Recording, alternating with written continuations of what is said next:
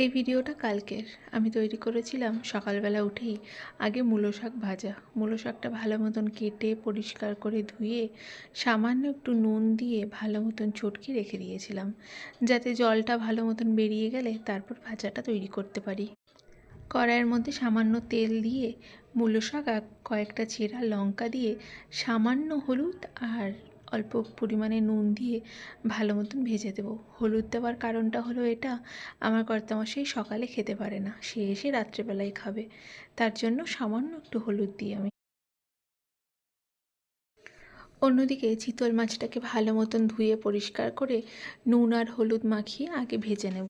চিতল মাছের যেহেতু কোরমা বানাবো, তাই আগের দিন রাত্রেবেলায় ভালো মতন কোরমার পেটির থেকে সমস্ত মাছ উঠিয়ে সামান্য একটু আলু সিদ্ধ, পেঁয়াজ আদা রসুন বাটা আর সামান্য পরিমাণে হলুদ আর নুন দিয়ে ভালো মতন সেই মাছের কোরমার পিসগুলোকে মাখিয়ে রেখে দিয়েছিলাম।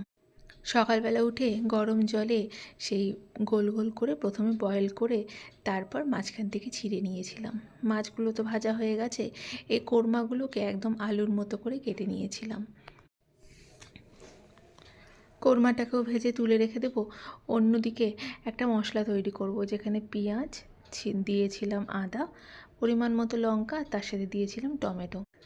যেহেতু শীতকাল আর ফুলকপি দিয়ে চিতল মাছের ঝোল না খেলে কিন্তু সেই মজাটা আসবে না, তাই ফুলকপিটা ভেজে নিয়ে তুলে রেখে দিয়ে ভালো মতন সে আলুগুলো ভেজে নিয়ে মশলাটা দিয়ে দিলাম। বাদবাকি কোনো মশলা দেবো না, শুধুমাত্র হলুদ গুঁড়ো, কাশ্মীরি লঙ্কা গুঁড়ো, পরিমাণ মতো নুন দিয়ে খুব ভালো মতন কষাবো যেন সাইড থেকে তেলটা ছেড়ে দেয়।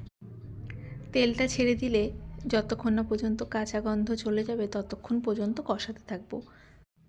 যেহেতু অন্য একটা বাটিতে আমি সেই মাছটা ভেজেছিলাম, সেটার তেলটাও এর মধ্যে দিয়ে দিয়েছিলাম। সমস্ত কিছু বেশ ভালো মতন কষাতে হবে। আসলে আমার কর্তামশাই চিতল মাছের কোরমা ভীষণ পছন্দ করে। সে কিন্তু চিতল মাছটা খায় না, কিন্তু চিতল মাছের কোরমা তার সব থেকে প্রিয়। আর আমি আর আমার মা দুজন সব কিছুই খাই, তাই আমাদের জন্য যেরকম চিতল মাছও আছে, আবার অল্প স্বল্প চিতল মাছের কোরমাও কিন্তু পাবো। আর আমার কর্তামশাইয়ের ভাগ্যে শুধুমাত্র চিতল মাছের কোরমাই থাকবে।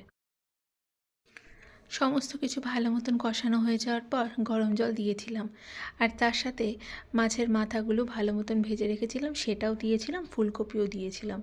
বেশ খানিকটা যখন সেই ঝোলটা শুকনো হলো, তখন মাছগুলো আর কোরমাগুলো এর মধ্যে দিয়ে দিয়েছিলাম। খুব একটা পাতলা করব না, ঝোলটা একটু গাঢ় থাকতে থাকতেই নামিয়ে দেবো।